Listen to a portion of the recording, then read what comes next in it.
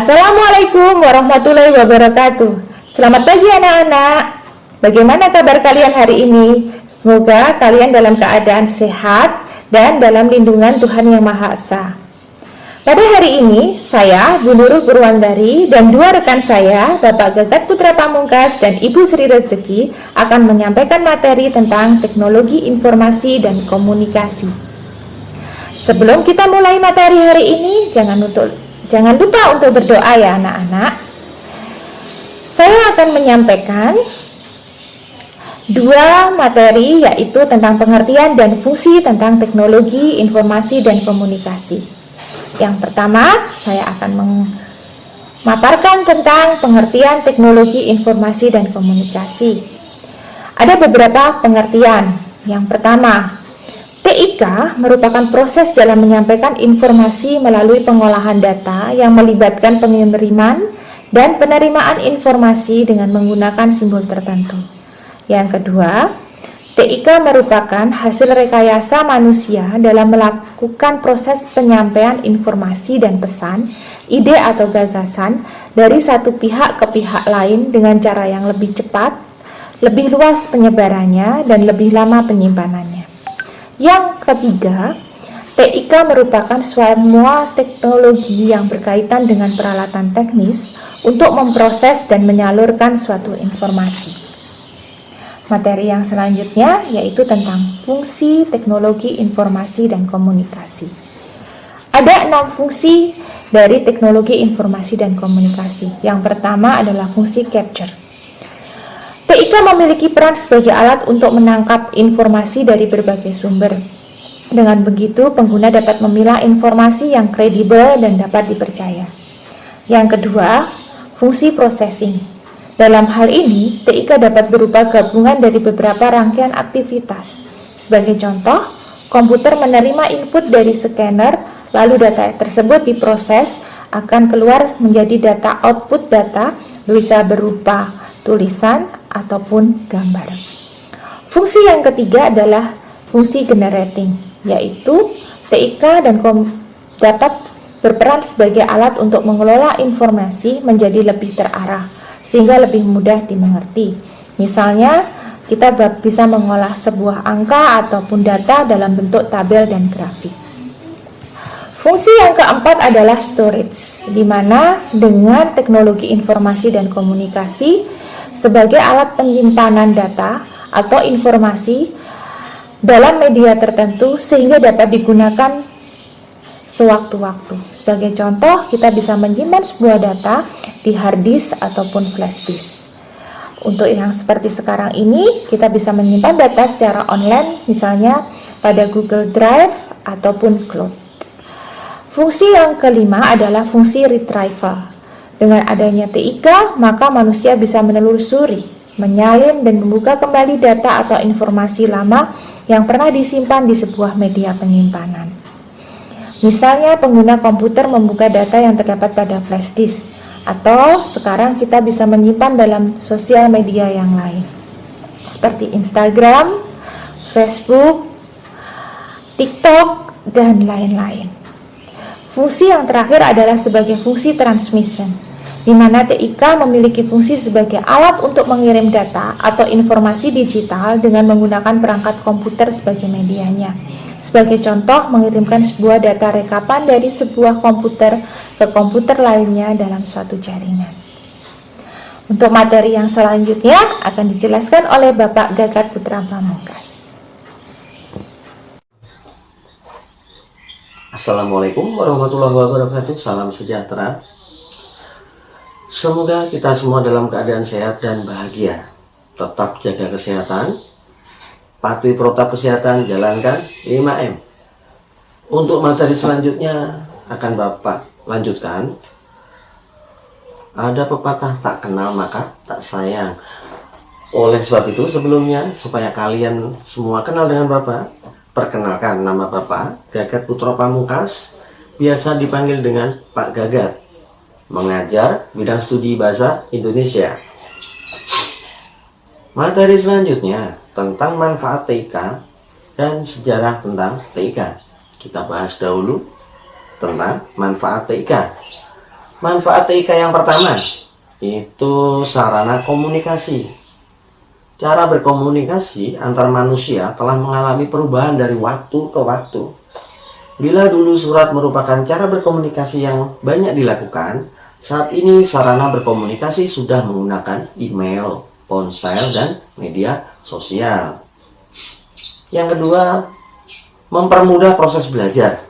Bila dahulu media informasi dan pembelajaran hanya dari media cetak, seperti buku, majalah, dan surat kabar, saat ini media tersebut telah banyak digantikan oleh internet yang dapat diakses informasi dari seperti artikel website, e-book, video, dan bentuk informasi lainnya dengan mudah.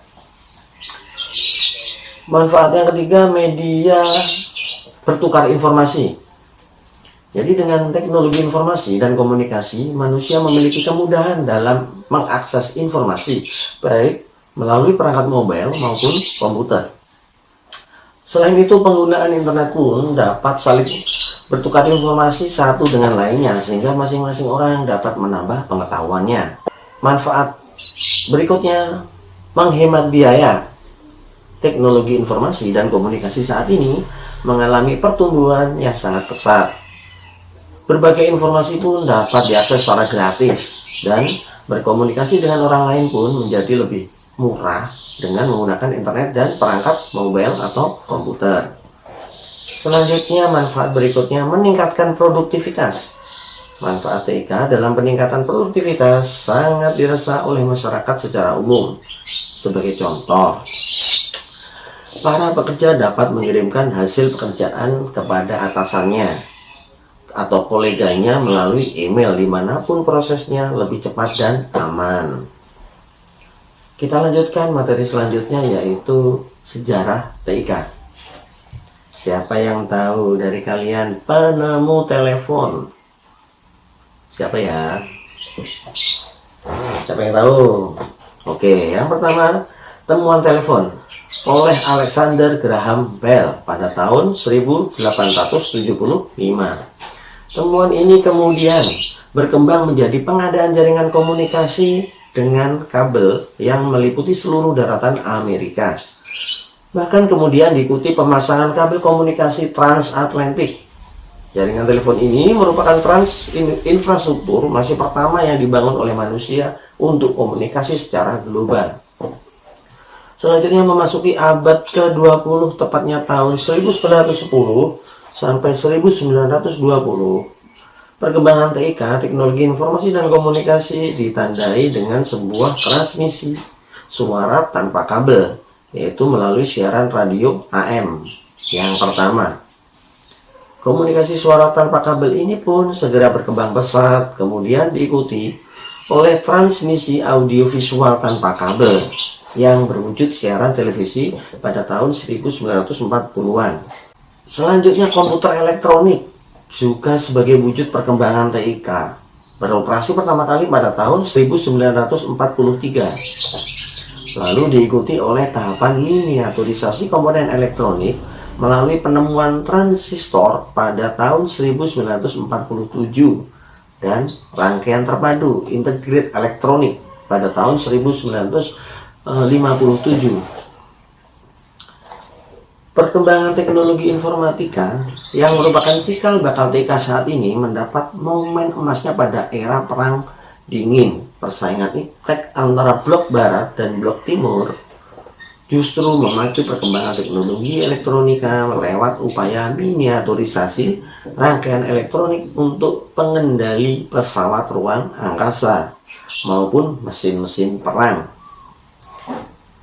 Miniaturisasi komponen elektronik ini melalui penciptaan rangkaian terpadu pada puncaknya melahirkan mikroprosesor.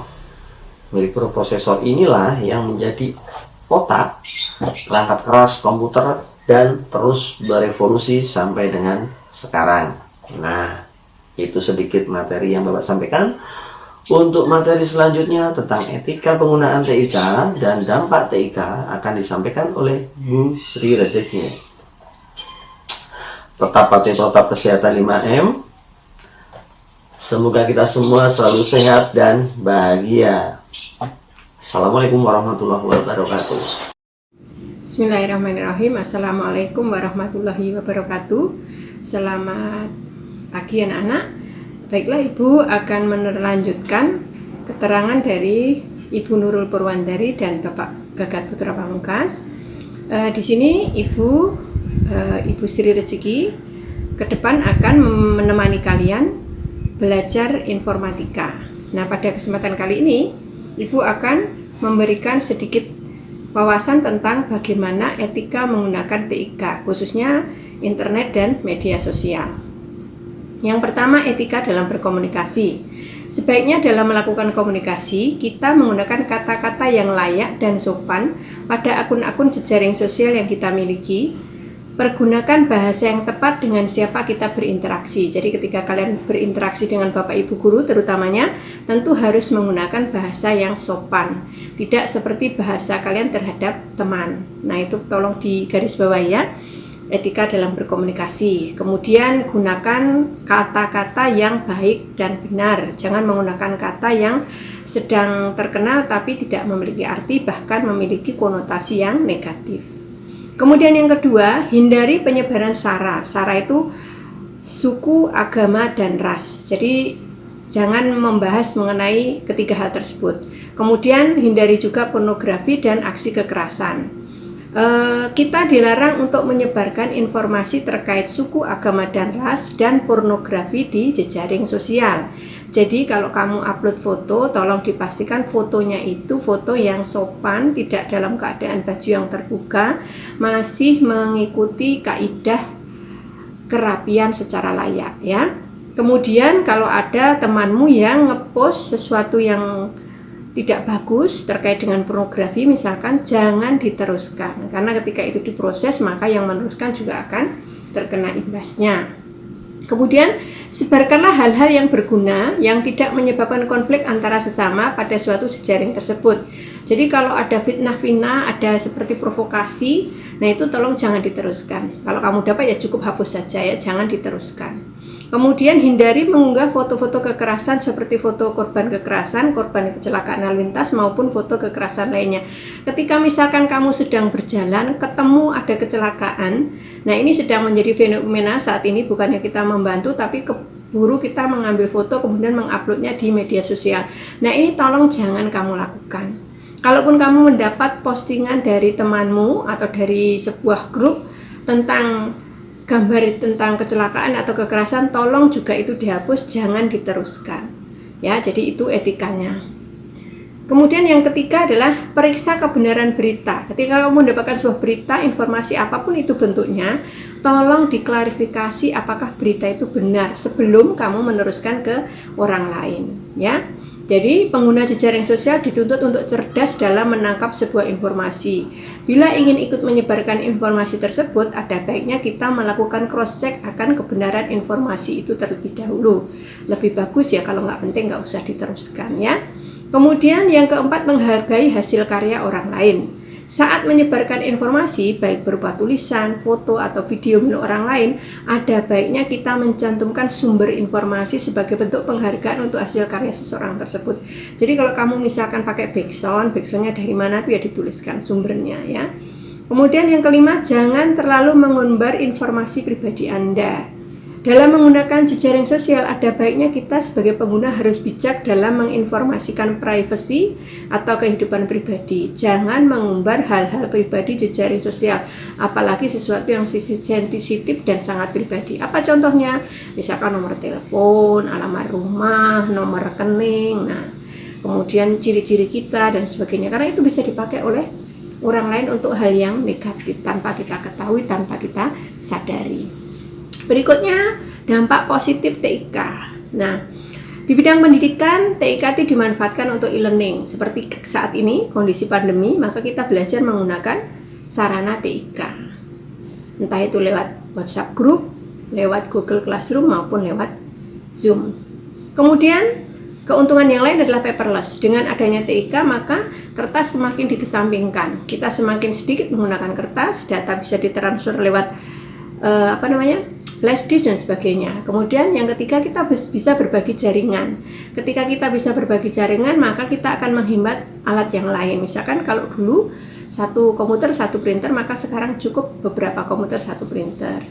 Kemudian di bidang kesehatan, TIK dipakai untuk smart card yang berisi data riwayat pasien. Kalau dulu riwayatnya ditulis riwayat kertas, sekarang disimpan dalam dokumen dalam bentuk smart card. Kemudian CT scan dan MRI. Nah, ini juga menggunakan teknologi TIK. Selanjutnya di bidang transportasi ada pilot otomatis. Nah, seperti drone itu kan dipilotis dari bawah ya, nggak lagi ada penumpangnya tapi bisa dikemudikan dari bawah. Nah, kemudian bidang jasa pengiriman, kita bisa memanfaatkan real time pengiriman barang yang sedang kita pesan. Jadi kita tahu barang kita sampai di mana, pembawa barangnya sedang ngapain. Nah, itu bisa kita lihat real time-nya. Kemudian di bidang bisnis ada e-commerce. Sekarang ini penjual dan pembeli tidak harus ketemu untuk melaksanakan transaksi jual beli, cukup melalui media online. Kemudian yang terakhir adalah bidang perbankan, ada mobile banking. Saat ini orang tuamu kalau transfer tidak lagi pergi ke bank, hanya cukup menggunakan telepon. Nah, itu salah satu dampak positif TIK.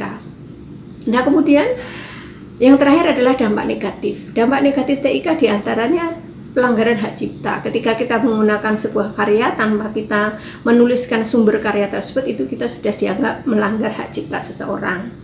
Kemudian ada cybercrime. Nah, cybercrime itu apa? Itu kejahatan di dunia internet. Contohnya membajakan kartu kredit. Nah, makanya hati-hati kalau ke bank, bilang sama ibu bapaknya, kalau ke bank ambil uang hati-hati, harus dipastikan posisinya aman. Menulis passwordnya juga harus ditutup supaya orang nggak ada yang tahu. Kemudian penipuan online. Nah, ini sangat marak sekali terjadi. Ibu pesan terutama kepada remaja putri, kalau kamu ada di media sosial belum kenal betul, jangan mau diajak ketemuan, karena sering ini terjadi, diajak ketemuan kemudian diculik dan sebagainya. Kemudian yang ketiga, dampak negatifnya adalah adanya pornografi, perjudian dan penipuan. Nah, ini juga ada di internet, makanya hati-hati ya. Ada website yang menawarkan adanya judi, kemudian kamu ikut, nah nanti kan bisa terlibat di sana, hal itu tidak bagus, jadi tolong jangan dilakukan. Kemudian penyebaran virus. Nah, hati-hati ketika kamu masuk ke sebuah situs yang situsnya tidak aman, bisa saja di situs itu sudah terdapat virus yang ketika kamu klik maka virusnya akan berpindah ke gadgetmu, entah itu HP, entah itu laptop atau yang lainnya. Nah, makanya ini harus kamu sadari ya, harus kamu kamu pahami bagaimana kamu punya sebuah gadget dan bagaimana kamu harus menggunakan gadget tersebut. Selain daripada itu, untuk HP, karena kamu sering menggunakan HP saat ini, tidak ada remaja yang rasanya tidak punya HP, kamu juga harus tahu bahwa sinyal HP itu memiliki radiasi. Makanya kalau tidur jangan berdekatan dengan HP yang posisinya menyala. Kemudian juga kalau ngecas, bagusnya paketan datanya dimatikan. Karena ketika sebuah HP itu nyala paketan datanya, maka semua gelombang itu menuju ke HP tersebut. Karena HP tersebut berfungsi sebagai transmisi data. Nah, itu sangat riskan sekali. Kemudian meletak HP, jangan meletak di saku. Di sini jangan, karena ini juga ada radiasinya. Bisa terkena di badan kita, kalau di sini ya terkena di perut kita. Nah, sebagusnya menaruh HP itu di dalam sebuah tas. Kemudian juga sebenarnya kita nggak boleh lama-lama memakai HP. Memegang HP itu minimal 15 menit harus kita kita taruh, nggak kita pegang terus. Apalagi kalau yang suka main game. Nah, kenapa? Karena itu begitu 15 menit itu radiasinya sudah masuk ke dalam tubuh kita melalui tangan. Nah, makanya itu hal-hal seperti itu harus kamu perhatikan ya. Pergunakan gadgetmu dengan bijak tanpa mengakibatkan hal-hal yang merugikan di kemudian hari. Baik anak-anak, mungkin itu yang bisa Ibu sampaikan terkait materi etika dan dampak positif serta dampak negatif TIK. Kemudian nanti Ibu sisipkan juga salah satu keuntungan TIK. Salah satu manfaat TIK yang kita manfaatkan adalah untuk pembelajaran, yaitu melalui Zoom dan Google Classroom. Nah, bagaimana kamu bisa mengakses Google Classroom dan Zoom nanti akan Ibu sisipkan pada video berikutnya. Baiklah, sampai di sini materi yang bisa Ibu sampaikan. Sekali lagi, tetap patuhi protokol kesehatan, jaga jarak, pakai masker, dan kalau bisa, kalau tidak perlu, tidak usah kemana-mana. Wabillahi taufiq walhidayah. Wassalamualaikum warahmatullahi wabarakatuh.